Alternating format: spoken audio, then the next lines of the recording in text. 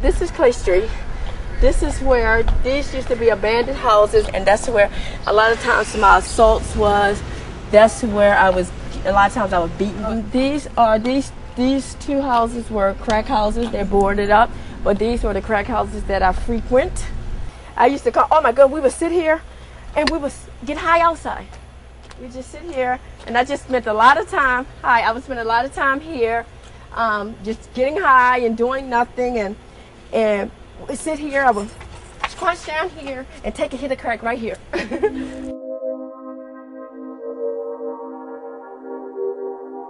My mother would entertain a lot of different men. She would be partying and you would hear her singing and, laughing. But when the music stopped, I knew I was going to start hearing the footsteps come towards our bedroom door. And at age 9, I positioned myself in front of the bedroom door to protect my brothers and sisters, but in the event, it made me available to the men. I brushed my teeth because I thought maybe I could brush away the smell of the men when they did the axe to my mouth. I lived underneath the bridge. I was homeless. I got in the trash and I got that chicken box, and that's how I ate. They told me I was schizophrenic, bipolar, or manic depressive. They prescribed me Thorazine, Ativan, and lithium at the same time. So, I'm out, and somebody wanted me to try this, and it was crack. I prostituted up and down the streets all day long. I lived underneath a bridge. People wouldn't talk to me. They spit on me. They kicked me. Crack cocaine introduced me to the criminal justice system. 83 arrested and 66 convictions. It's good to be on this side. I heard about Tonier through the different partners that we have in the community. Her name is out there. She's known by a lot of people for the positive work that she's doing. Hi. Okay, so this is B Building. This is the very last housing unit that I was in. I was just in this cell 4 years ago. Yeah. Just 4 years ago. Isn't that amazing? I was on the bottom bunk. This is your bunk, right? Yes. Can I go in? Sure. Look at this. Mine was never this clean. But this was myself. That was my bunk. And I know it's real small, especially when you're 8 months pregnant. July 29th, 2004, when I left here. July 29th, 2004. I had my daughter August 15th. I went up for parole that Friday, and they told me, you made parole, Kane. I gave birth to Alandra the very next day. So I was able to give birth to her in a hospital, not the prison ward, and be treated like a human being, giving birth to my child. Unreal. Alandra, pose for the camera. That's my mother over there in the white. I know it's one of her take. I know, I'm just saying. I know, I did not go. That cam. My mother came to the household where I was living. And she called me, Ning, because that's what my mother calls me. So I ran downstairs and I opened up the door and I ran and she hugged me and she said, I love you. I want you to come back and live with me. She told me she loved me, the words that I've been dying to hear from her. Within a week, she severely beat me in the middle of the street for trying to go to school. I was sexually assaulted as a child. I was molested. I was raped. I was raped. I was raped. I was raped. I was beaten. I was raped. I was raped. My husband beat me. And I was raped. I was raped. My husband beat me. When you got trauma in your life and you don't deal with it, you got it right there, and it's just there, and it's pushed down, and it's tight, and nothing else can get in. They said I was going to die in the streets. They said I was going to spend the rest of my life in jail and die. I wasn't going to amount to anything. Not so. Not so. Yeah. Hi, sweetie. Nice to meet you. I was prostituted and I lost 5 children to the system, but this time, my fear drove me to have an abortion while I was here. I just had an abortion a couple of weeks ago. She was triggered. I wish I would have did it now because I thought that would help me to move through the process of incarceration quickly with less on my mind, but it made it worse. It was my 7th pregnancy. Can we get her tomorrow? You ladies was chosen because we think that your story, you collaborating with my story, and sitting here and just doing this focus group, just talking about where you've been, you know, and how things feel for you now and where you want to go. My first time being molested, I was 4 years old. I was molested when I was 11. I relive the pain or the anger over and over again. You see my scars, I mutilated myself. I mean, that can be your child. I never told my mother that my brother used to molest me. This is the first time I'm telling it now. Came to the point in my life where I was so used to being abused. I remember asking the warden, is it possible to have her in the focus group? At the focus group, she opened up and she talked about her feelings, her pain, and her suffering, and how she got where she was there in the institution.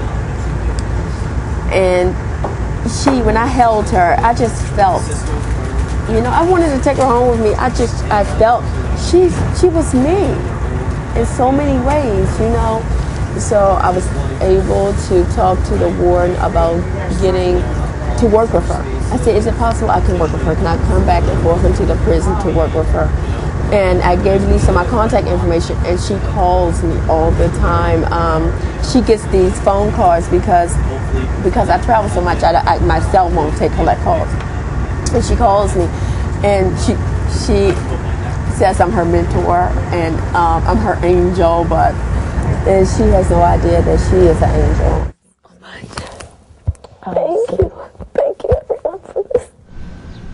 80% of our population has been traumatized. The trauma is the underlying reason and the basis that leads to the self-medication, the drug use, and then eventually landing in jail.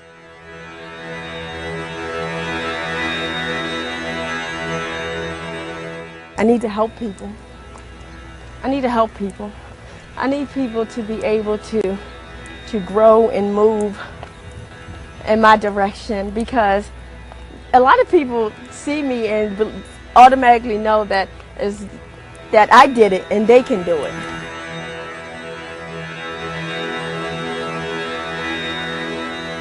Vicki and I have been knowing each other for many years. It seemed like when I got arrested, she would end up coming, or vice versa. And we were always out there together. So this is the beginning of what I know is a whole new life for her, like it was for me. I see how she's walked the walk, and I seen what she had to go through. And one day I seen her, and I went to her and I asked her for help. She told me to call her the next morning, and I called her, and I've been calling her every day since. She sure 2-3 times a day, just to let her know that I'm ready. I'm just ready. I'm ready. You just hold on, and you know we're working on it, because it's no sense of we putting you into treatment and you're doing all you're doing to recover, to put you right back on Carver Street.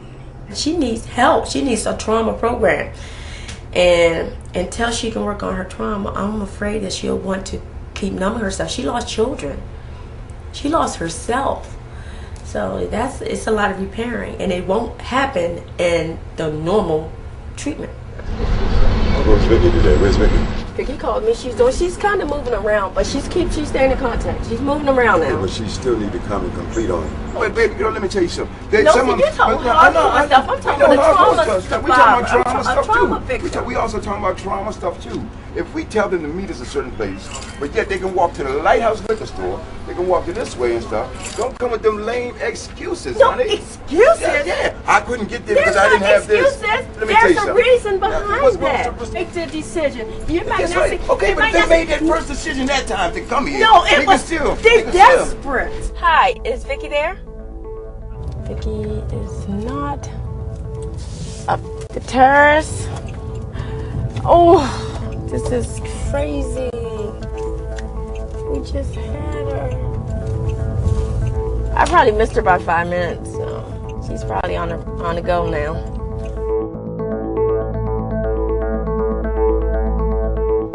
Tonier has been all over the place. Tonier spent 12 days in Hawaii.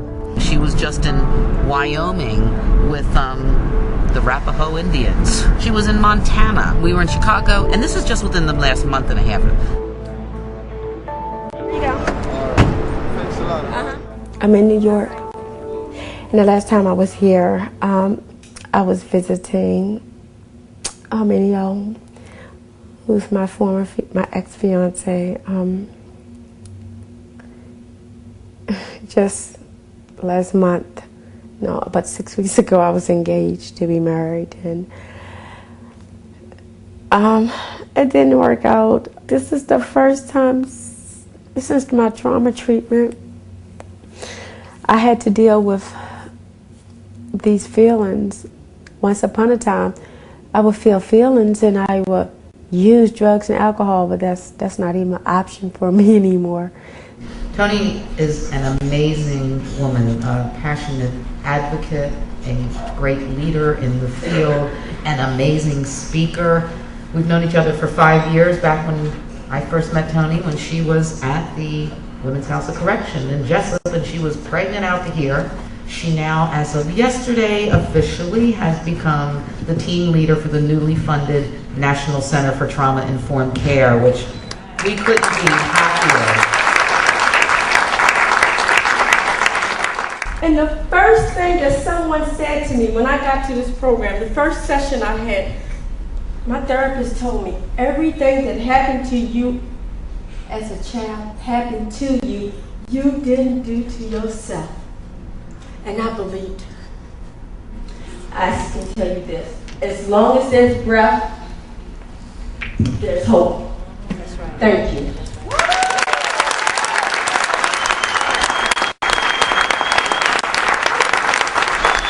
I got this beautiful, beautiful dress, and Joan was my matron of honor, and I don't think she really liked the dress I picked out for her anyway. Yes, I did.